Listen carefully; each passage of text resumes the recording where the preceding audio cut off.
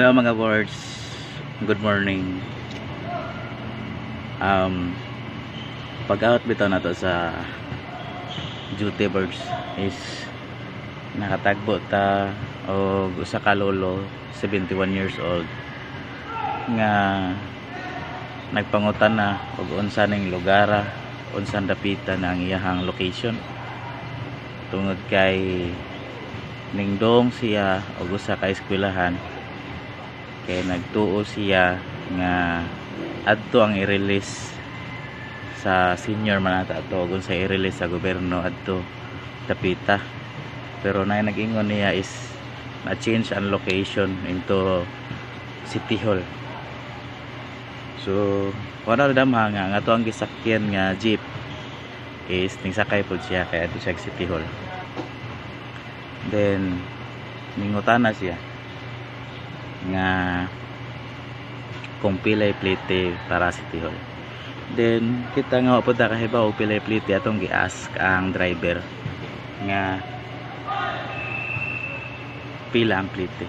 Kuningon ang driver sa nga bisag senior no, ingon ang driver nga 16 pesos.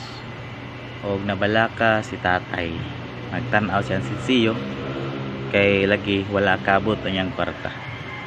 So I decided nga ato ang punan ayang kwarta, pero ato na lang jud kiplitihan si tatay aron nga iyang coins nga iyan dala is iya na lang ikip para unya nga mauli siya. Pero ako na lang pud gipunan o gamay, no need to mention na ang amount aron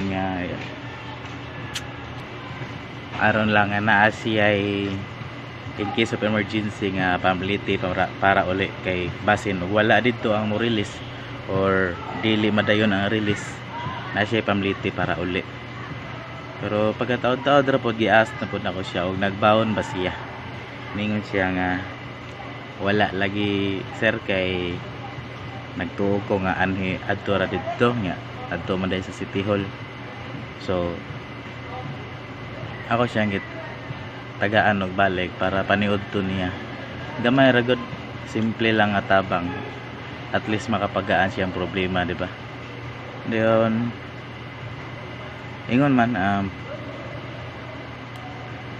dako siya pagpasalamat no. Bisa sa gamay nga pamaagi lang ato nga tabang is dako na kay na para sa uban nga nanginahanglan no? So be a blessing sa uban. Kung ikaw nga naa ka magamay man og madako, kung naay nagkinahanglan og tabang, as long as mabuhat nimo, as long as makaya nimo atong buhaton kay dili aksidente lang nga nagkatagbo mo anang tawhana, kundi katuyuan na sa Ginoo. Katuyuan na sa Ginoo nga magkatagbo mo at the same time naa kay kahatag bisan gamay lang para niya no. Then ingon man nangutana ko niya nga nakatulto lagi ka sa City Hall tay, naingon po siya nga wala lagi sir. So akong gi-ask gid ang driver, akong gihanyo gid nga boss palihog lang ko og drop ni tatay sa City Hall boss kay wa siya katuod sa City Hall. So pasalamat po ta sa driver kay niingon siya nga okay boss may problema. So mao to siya, mao ra to nga akong i-share karon kabuntagon. Bisan gamay lang nga tabang, at least nakatabang ta. At the same time gaan po guys atong pamati nga bisan sa gamay nga butang nga ato nahimo sa atong isikataw is nakabuhatag maayo ra ba, without kanang dili ka dili ka mag-expect sa unsay ibalik nila diha nimo, kung unsay ibalik sa tawo nga imong natabangan diha nimo, kundi ang Ginoo na mao'y mohatag sa pabor sa imuha. Ug marto daghang salamat. So once again, be a blessing to everyone. So bye bye, God bless and good morning.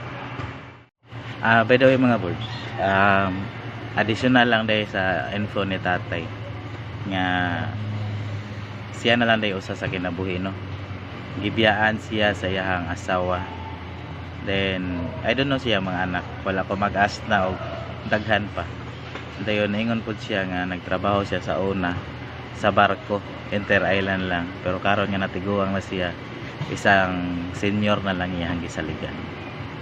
So unta si tatay marilisan karong adlaw aron nga mapalit nga iyang mga kinahanglanon sa pangadlaw-adlaw. So keep safe tatay, God bless.